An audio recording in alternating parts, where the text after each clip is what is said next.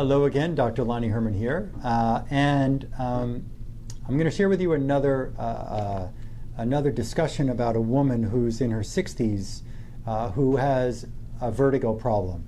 And she says with her vertigo disorder, she feels lightheaded when she stands up.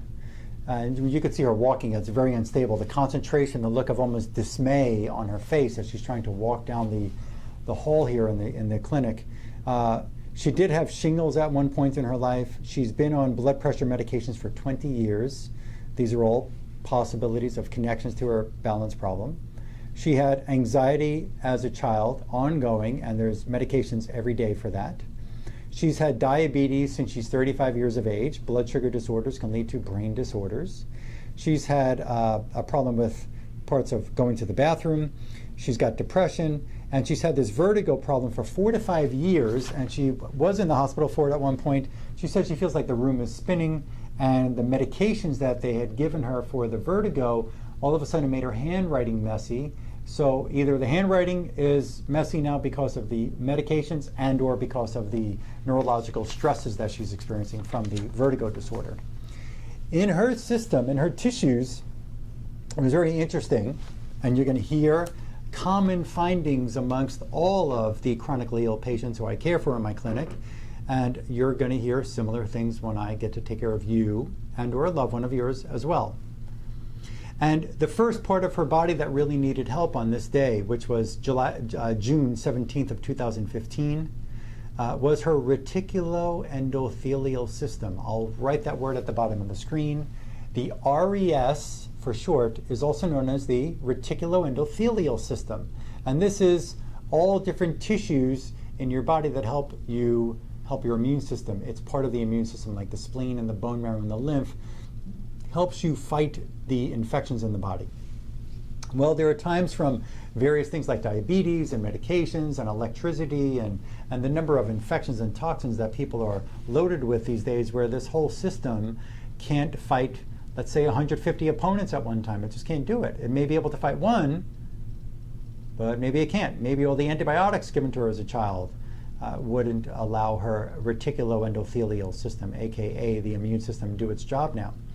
But in her system, which is a connection to the whole disturbance overall, which is part of the, I'm sure, diabetes, because there's infectious causes of diabetes. It's not all who overweight and who eat like junk. There are some people who get diabetes and they're thin, whether it's type 1 and or type 2.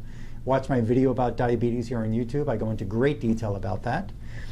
But in her reticuloendothelial system, we found herpes zoster virus that causes shingles. We found Candida krusei. We found the Lyme Borrelia burgdorferi infection. We found multiple antibiotic residues harming this immune system. We found chlamydia. I found some mold. I found multiple parasitic flukes, other parasitic strains, other worms in there. I found multiple residues of vaccination, side effects from these vaccines that are harming the immune system's ability to fight for her. We found she's got dentures up top. She's got bridge on the left and the right. She's only got a few teeth in the front here. I found dental plastic material hindering the function, inhibiting the function of her immune system, of her reticuloendothelial system. I found periodontal disease, and I could see along the gum line here that there's some infection there that she's just not handling appropriately, not doing the job. I also found there's a broken tooth with an infected hole in one of these teeth in her mouth, and I go into detail in other videos. Infection in the teeth can lead to infection in the brain, in the body, in the blood vessels, all over your body, and all the nerves, anywhere, and the muscles and the bone. I found Stachybotrys mold in her reticuloendothelial system. We found wrinkle C mold. I found mycoplasma at a very alarmingly high level in her reticuloendothelial system.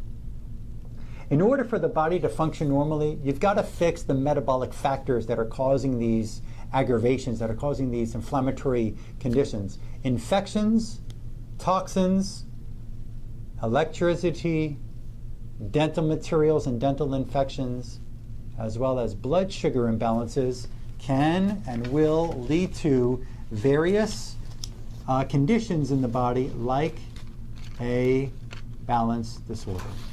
So My job, my purpose here with her is to get rid of the causes of her condition and see her condition just slowly or quickly, and I can't predict that, but slowly or quickly disappear.